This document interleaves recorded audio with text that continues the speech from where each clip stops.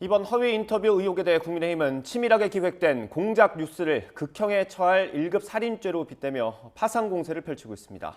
단순한 가짜뉴스와는 차원이 다르다는 건데 민주당은 불리한 정국을 타개하기 위한 물타기용 정치 공작이라며 언론 장악 의도가 숨어 있다고 비판했습니다. 국회 연결합니다. 정현우 기자. 네, 국회입니다. 네, 오늘 아침 회의에서 어떤 내용들이 나왔습니까?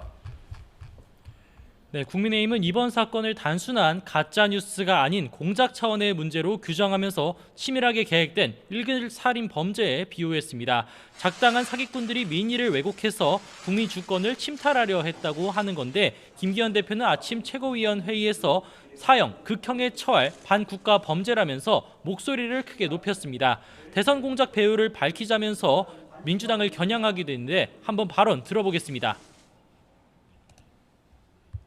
치밀하게 계획된 1급 살인죄는 과실치사죄와는 천양지차로 구별되는 악질 범죄로서 극형에 처해지는 범죄입니다. 지난 정권의 친문 검찰도 대선 공작을 완성하는 데 공을 세운 것으로 드러나고 있습니다. 국민의힘은 오후엔 의원총회와 가짜뉴스 근절 토론회를 연달아 열고 선거 공작 방지를 위한 대책을 협의할 계획입니다. 이 같은 여당 공세에 대해 민주당에선 불리한 정국을 타개하기 위한 물타기, 정치 공작이라고 반발하고 있는데요. 권칠승 수석 대변인은 오늘 기자들과 만나서 앞서 패스트트랙에 올려놓은 대장동 50억 클럽 특검법을 처리하면 되지 않겠느냐고 지적했습니다. 오후엔 한상혁 전 방송통신위원장 등 현 정부에서 해직됐던 방송기관장과 함께 기자회견을 열고 언론장악 의도가 날로 노골화한다고 비판할 예정인데요.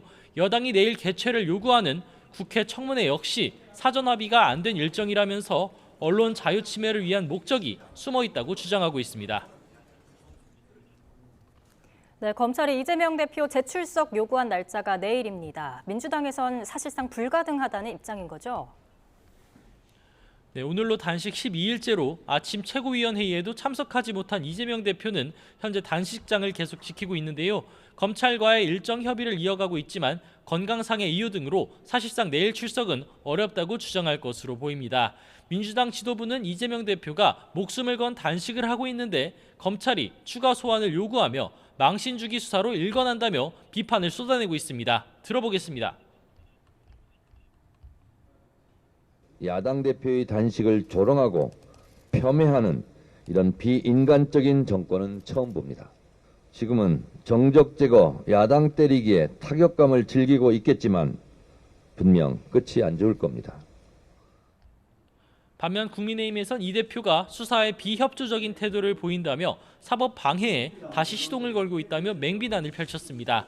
윤재혁 원내대표는 아침 최고위 발언에서 지난 주말 진술조사에 사명조차 안 했다며 영장 청구를 지연시키려는 꼼수를 부린다고 지적했습니다.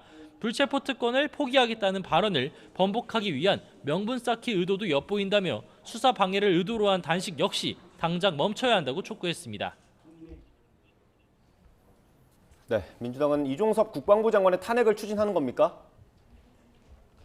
네, 앞서 민주당은 윤석열 대통령이 이종섭 국방부 장관을 해임하지 않는다면 국무위원 탄핵 소추안 카드를 꺼내들겠다고 예고한 바 있습니다. 오늘 이재명 대표 명의 입장문에선 장관 해임이라는 국민의 요구를 대통령이 거부했다며 해병대 수사단장을 탄압한 데 이어 국민 명령에도 항명했다고 비판했습니다. 그러면서 이제 탄핵에 나서겠다며 내일 긴급의원총회를 열고 관련 절차를 밟겠다고 예고했습니다. 이에 여당에선 마음에 안 들면 습관적으로 탄핵을 시도한다며 강하게 반발했는데요. 앞서 이상민 행정안전부 장관 탄핵 추진으로 국민 안전에 지장을 만들어 두곤 다시 국방부 장관 탄핵에 나서서 안보 공백을 초래하려 한다고 지적했습니다. 집권할 생각을 이제 아예 포기한 거냐면서 객관적이고 합리적으로 정부를 견제하라고 쏘아붙였습니다. 지금까지 국회에서 전해드렸습니다.